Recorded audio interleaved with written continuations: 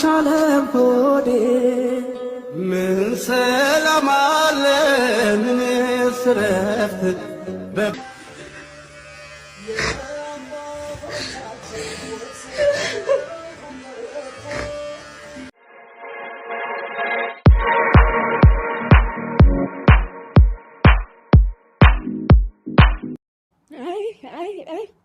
መጨረሻችን እንዲህ ይሁን መጨረሻችን እንዲህ ይሁን። ፀጉርማ መቆረጥ አለበት። ከሃይማኖት አይበልጥም። ምን አይነት ድፍረት ነው? ምን አይነት መዓት ነው የመጣብን? ምን አይነት ድፍረት ነው እኮ አልኩ። ስንት ዓመት የቆየች ቤተ ክርስቲያን ዛሬ እንደዚህ በሁለት ሊካፈሉ ቆርጦ ተነሱ ላፈርሱት። ይሄማ ፀጉሬ ብቻ ሳይሆን አንገትም ይቆረጣል እንጂ ዝም ብዬ አላይም። ዝም ብዬ ወይዘሮ ዘለቀች ነይ እባክሽ ፀጉር ቁረጭልኝ ነይ። አይ መጨረሻችን ምን ነው? ይሄም ባላይ እኮ ቢሞት ይሻል ነበር። ምን እያየህ ነው? ኧረ በእናትሽ ፀጉርሽማ አትቆረጪ እንጂ ፀጉር መቆረጥ እኮ ነውር ነው። እግዚአብሔር አይወድም። ፀጉር ለሴት ልጅ ክብር ነው።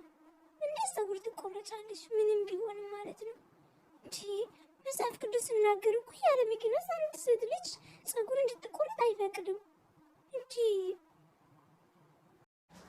አንቺ ደግሞ ምን ትላለሽ? በእናትሽ ከዚህ የበለጠ ፀጉር ለመቆረጥ ምን አይነት ምክንያት ሊኖር ይችላል? ምን አይነት ምክንያት ሊኖር ይችላል? ከዚህ የበለጠ ምክንያት ምን አለ? አልቆርጥም ካልሲኔ እቆረጣለሁ፣ ችግር የለም ታይ። እኔ ግን ፀጉሬ ከሃይማኖት አይበልጥም። ከዚህ የበለጠ ምን አይነት ምክንያት ሊኖር ይችላል ነው አልኩሽ እኮ።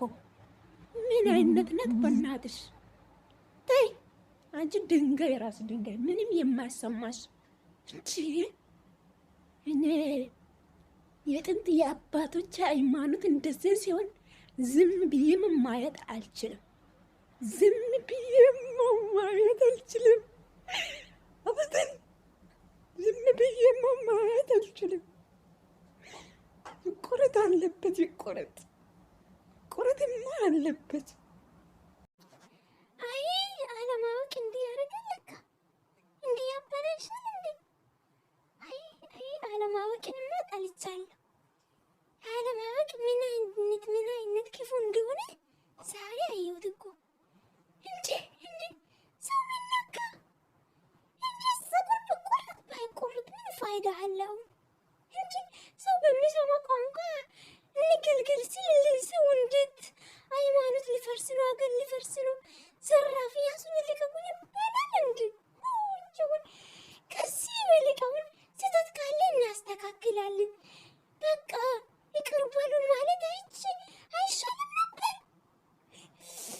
አይ አሁን ሰው ምን ዞር ብለው ራሱን አይ ምንድን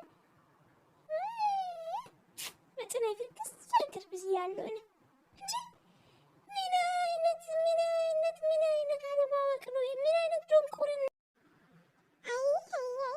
ሰው እንደ ጆሮ እያለ ሰማ ሰው አምሮ እያለ እንዴት አስብም አይን እያለ አይንድ በቃ እንጂ ሰው የሚነካውን ፀጉር መቆረጥና ያለመቆረጥ ምን ፋይዳ አለ?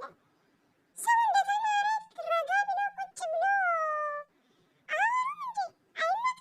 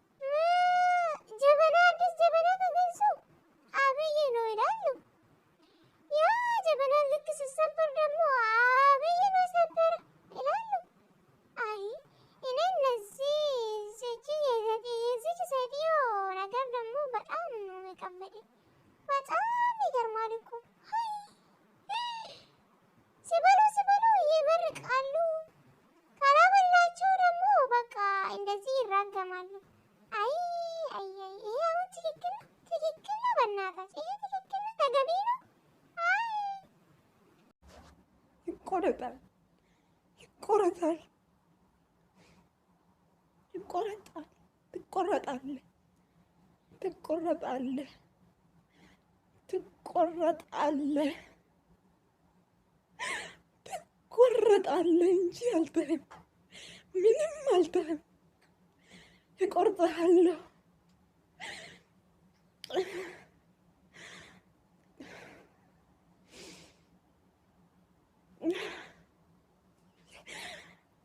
ምንም ብትልማ አይቀርልህም፣ ትቆረጣለህ።